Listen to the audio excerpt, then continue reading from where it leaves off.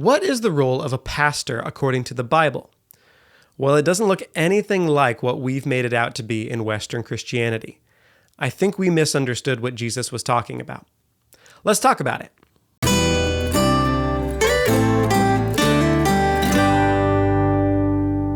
Welcome to the Worship Homestead. My name is Nathan Smith. Thank you for joining me.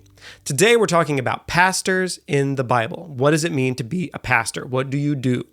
Well, it may surprise you to find out that in the New Testament there is a Greek word that is translated pastor. It's only translated pastor once. In all of the New Testament, it's only translated pastor once, which is kind of surprising when you think about how large the role of the pastor is in our modern churches. So what is that word? Well, in Ephesians 4:11, Paul talks about the fivefold ministry. He says it was he who gave some to be apostles, prophets, evangelists, pastors, and teachers. Well, that word pastor is the Greek word poimen, and poimen, literally translated, is shepherd. Interesting. That's the only time that word shepherd is translated pastor. But that word poimen happens a lot, and usually it's translated shepherd. It's also used as a verb, and Jesus uses it as a verb when he's talking to Peter, when he reinstates him after the resurrection and tells him, hey, you're going to be in charge of my church, and this is what I want you to do. So let's read that, because we learn a lot from what Jesus says to Peter about being a shepherd, and then what Peter says to the rest of the church in his book, 1 Peter, near the end of his life, about being a shepherd. So let's start in John 21. So here we are in John 21. Jesus and the disciples are having breakfast by the shores of the Sea of Galilee after the men had been out fishing. And Jesus says, when they had finished eating, Jesus said to Simon Peter, Simon, son of John, do you truly love me more than these? Yes, Lord, he said, you know that I love you. Jesus said, feed my lambs. Again, Jesus said, Simon, son of John, do you truly love me? He answered, yes, Lord, you know that I love you. Jesus said, take care of my sheep. The third time he said to him, Simon, son of John, do you love me? Peter was hurt because Jesus asked him the third time, do you love me? He said, Lord, you know all things. You know that I love you. Jesus said, feed my sheep. So that's the command that Jesus gives to Peter. Now we're going to skip over to 1 Peter, where Peter is talking to other elders in the community that he's writing to. And here's what he says about shepherding. To the elders among you, I appeal to you as a fellow elder, a witness of Christ's sufferings, and one who also will share in the glory to be revealed. Be shepherds of God's flock that is under your care, serving as overseers, not because you must, but because you are willing, as God wants you to be. Not greedy for money, but eager to serve. Not lording it over those entrusted to you, but being examples to the flock.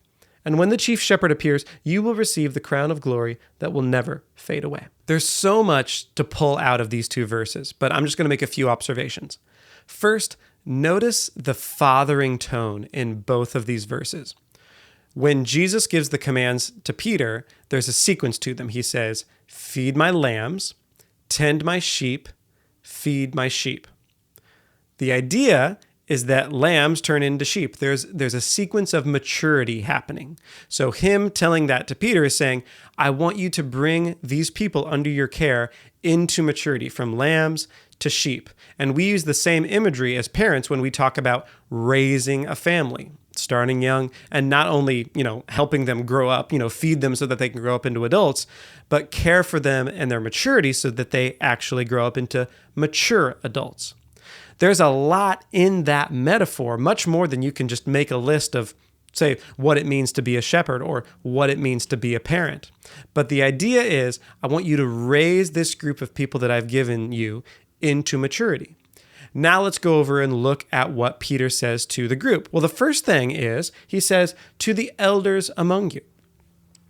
When we think of elders in the Western church, we think of, it's the guy who sits on the church board. Take that away don't think of it as a title. Think of it as just a part of life, right? A grandparent, someone who is a mature believer, a mature person is an elder, right? That's what an elder is in the very basic sense. And so Peter is talking to the mature believers, the mothers and fathers in the community. So there's that fathering tone. And he's telling them, hey, here's how you bring your people into maturity. And he gives a couple of examples. He says that you're serving as overseers, not because you must, but because you're willing. He says not because you are greedy for money, but because you're eager. And then he says, don't lord it over people. Don't dominate the people that are under your care. Instead, serve as an example to the flock.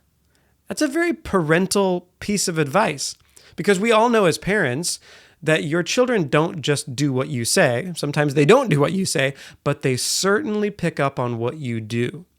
My wife and I have endless fun looking at our 3 children and wondering where they got that characteristic from. Whether it's talking with their hands or the way that they look when they sleep and how they hold their arms over their head. There's all of these characteristics that they pick up just by watching us. And there's things I didn't even realize that I do until my daughter says, Dad, do you know you do this? And then she does it. I'm like, whoa, it's like I'm looking at myself if I were a 4-year-old girl. It's like, how did that happen? She picked it up. I taught her, but I didn't tell her. She just got it. Well, that's what Peter is saying, is being a shepherd in this sense of a flock is a lot like being a parent. You're bringing these people under your care into maturity. They're watching you. Be a good example. Like Paul says, follow me as I follow Christ. The next thing is, you notice that Peter doesn't go very in detail as to the organization of the church. He doesn't talk a lot about details or job description. Instead, he talks about motivation. He says, don't do it for money. Don't do it because you're coerced. Do it because you're willing and eager to serve. Because in this metaphor of shepherding, there's way too much to go over, like the nuts and bolts, the details. But he's saying if you get the heart right, you're going to do a good job. So look at your motivations. Why are you doing this? Focus on the heart, and the details are going to look after themselves. So Peter, near the end of his life, gives us a beautiful picture of, hey guys, I've been through it. I've done some work in this area. I've followed what God asked me to do, and it took me my whole life to figure out what Jesus was talking about when he said, take care of my lambs, feed my sheep. And this is what it means. And then he shares. Hey, I wanted to take a minute to give you something. If you go to my website, blueprintsounds.com, you can get access to my free booklet called Growing Your Redemptive Gift. You may not know this, but you were designed by God with one of 7 different giftings or designs. And that design affects your personality, it affects how you view the world, how you relate to other people, and most importantly, how you and God relate to each other. So if you want to learn more about that, go to my website, blueprintsounds.com/free. There's no strings attached, and on that free page is a lot more resources for worship leaders and songwriters and church technicians, but make sure that you download Growing Your Redemptive Gift. All right, let's get back to it. Well, unfortunately, in the West, we took that beautiful metaphor of being a shepherd of the flock, and we turned it into, well, what do you think of when you think of a pastor? A pastor is somebody who preaches sermons, right? Kind of at its most basic level. If you were to just pull a guy off the street and say, hey, what do pastors do? He would say, yeah, that's the guy who stands behind the pulpit and preaches on Sunday morning, and then he takes an offering. How did that happen? Why is that? A lot of it has to do with the way that Westerners look at truth and the way that Easterners look at truth. So Jesus, being a Middle Easterner, and Peter for that matter, he tells him, hey, Peter, I want to give you some truth. I want to tell you what it is to be the leader of this church, because, Peter, after Jesus left, was the undisputed leader of the church. But he doesn't do it in the form of a job description. He does it in the form of a metaphor. He tells him a story. He's like, hey, you're going to be the shepherd of this flock. And then Peter has to spend the rest of his life figuring out what it was that Jesus meant. Because an Easterner conveys truth like this. Jesus sometimes preached sermons, but a lot of times he told parables. He told him a story with word pictures. And within that story, within the metaphors of that story, is meaning. So as the story unfolds, the actions of that person, that character, brings out the meaning.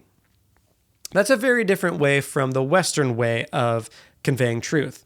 Because the Western way of conveying truth is through concepts and illustrations.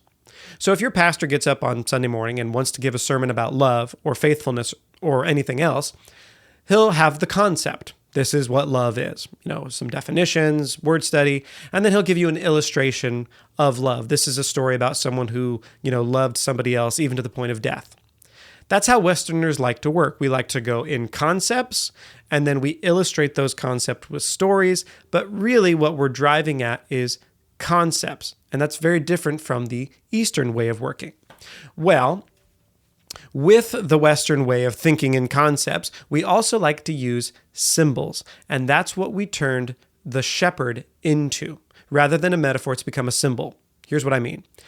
If I give you this equation, 3 times 5, what's in the middle of the 3 and the 5? There's that little X. What is that X?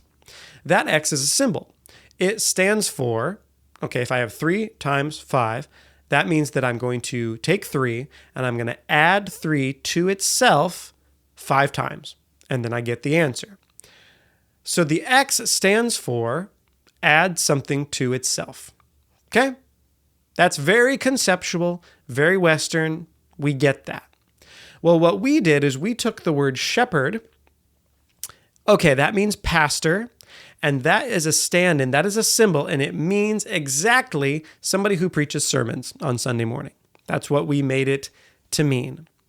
And so even when we read the word shepherd, we're thinking pastor preaches sermons, right? I can tell you that this is the case because what happens when a couple goes to a church and they are church shopping and then they say, you know what, we went there, but we didn't really feel like we were being fed. What does that mean? It doesn't mean that they weren't being fed literally. It means the sermons weren't quite what we were looking for because we tend to think feed my sheep equals preach good sermons. I went online and I was looking at videos, what is the role of a pastor? And I came across a video of a very well-known, very prominent conservative pastor, and here was his logic. He said, and he used the exact same scripture that I did, John 21. He said, a pastor's job is to shepherd the flock. I agree. And then he went from there and he said, shepherd the flock means lead them. Lead them means preach the word. Well, you can't preach the word unless you study the scriptures diligently and have sound doctrine. And by the end of the video, he said, that means that pastors should be theologians. I don't disagree that it's important that we have good theology, and I would always prefer good theology to bad theology. But do you see what happened? For a Westerner, a shepherd becomes a theologian. That's the symbol. That stands in for that. But to a Middle Easterner, a shepherd is a shepherd. It's a metaphor. And so if you are a shepherd of people, if you're supposed to shepherd God's flock, oh, there's a world of meaning inside of that. The Bible has tons of things to say about shepherds. I mean, just think of Psalm 23 and the good shepherd. The Lord is my shepherd, I shall not want. It's this beautiful passage of scripture, and it's all about shepherding. And we've turned what it means to be a shepherd into a preacher of sermons. That seems like a downgrade. When that pastor said, well, a pastor is a theologian, there was no mention of fathering, no mention of relationship between the shepherd and the flock. There was no mention of being a good example.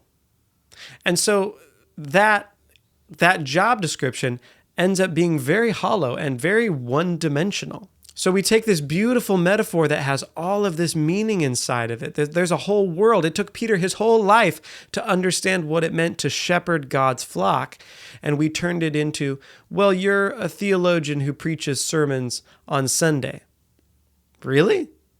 Wait, and so all of the fathering, all of the being example, all of the bringing people into maturity, you're saying that the sermon is going to do that just by itself as if by magic? And we know that sermons go to the left side of the brain, not the right side of the brain. The left side of the brain is where belief and problem solving and verbal processing goes. But the right side of the brain is where behavior and relationships go. And so we've aimed for one half of the brain and we've said, if we preach enough good sermons, we're going to see people's lives transformed and then come into maturity. Meanwhile, the right side of the brain, where all of the maturity actually happens, is completely untouched. That's the problem with saying that a shepherd or a pastor is a preacher of sermons. It means that not only do you only get half of the picture, you get the wrong half of the picture. You're going to put all of your emphasis and all of your time and effort on making better and better sermons that don't actually change people's lives. When Peter said, be an example to the flock, and as they model their behavior after you, that's what lodges on the right side of the brain. That's what helps people grow into becoming more Christ-like. Ooh, that's a problem. This is supposed to be encouraging. So pastors, here's what I want you to remember, is that you are not mainly a preacher. You are not a CEO, which is kind of a big thing in pastorates right now in the Western church. And you're not even a theologian, although, of course, we would prefer good theology to bad theology. At heart, what you are called to be by Jesus Christ is a shepherd. And it's going to take you your entire life to find out what that means. But it looks a lot more like being a parent than it does being a theologian, a CEO, or a good public speaker. And that's a lot more fulfilling. Hey, I hope that video helps you, and I hope it helps you understand what the true role of the pastor is according to Jesus. All right, until next week, God bless and goodbye.